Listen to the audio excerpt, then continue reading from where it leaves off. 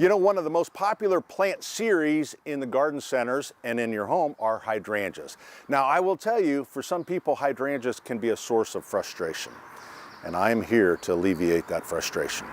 Getting the right plant in the right area is really important. For example, if you have a sunny area, you would want a panicle hydrangea or a paniculata. And they've come so far. The number of hydrangeas on the market are unbelievable. This is Quickfire.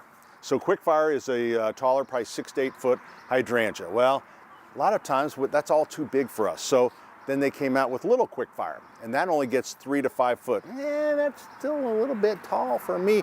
Well, how about tiny Quickfire? All right, stop complaining. This is 1 to 2 foot tall. Really, it doesn't take any pruning at all. They bloom, the panicles generally will start blooming about now. And then there's a second show because they'll come out kind of green, they turn pure white, and then they'll fade to pink and then red. And it's just a really cool series. So you kind of get action all summer long. These are easy, all right? If you got the right area, they are easy. You can prune them back in winter, early spring, no problem, right?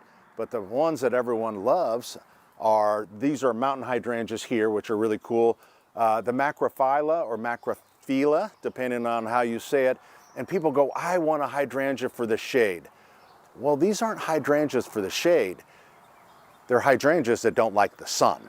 There's a difference. So these hydrangeas, which are generally the pink or the blue hydrangeas, what they don't like is afternoon sun. So if you have the spot that this hydrangea can be in the shade, around 1 or 2 to protect it from the afternoon, you've got the right spot. But if you have an area that's shady, generally what you'll get is foliage and no blooms, and then the frustration. Also, the care of these are a little bit different. So these mountain hydrangeas, which are kind of cool and nice and hardy, they get about 2 to 3 foot tall. They stay nice and small, so that's kind of a cool one. The macros here, like this one here, the thing about these is you have to be careful because they can bloom on either old wood or old and new wood. So that means that if you go chopping it down in the fall, you're cutting some of the color off of it. So on a macro hydrangea during the month of August, put this in your calendar, everybody, you want to keep it watered, fertilize it, trim it up a little bit in early August if you like, and then let it go, because then that is set for the next season. You want to mulch it in the fall and let the thing go. But as soon as you start tinkering with it in late fall and early spring and doing trim on it and stuff, you'll probably have less color than what you'd like.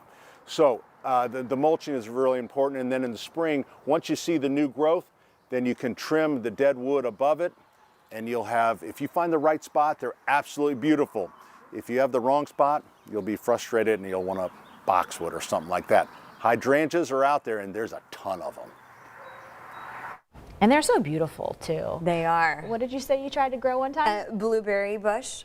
And you know, the color he was talking about, you have to change the acidity of the soil to produce a fruit or a flower of a certain color. I was out there with like coffee grounds. I was trying to do my best, and little did I know, the plant, when I put it in the ground, it was already dead. Oh. It was not coming back to life no matter how hard I tried. So I was out there, you know. How long were you out there? You're like, this is it was like 6 months.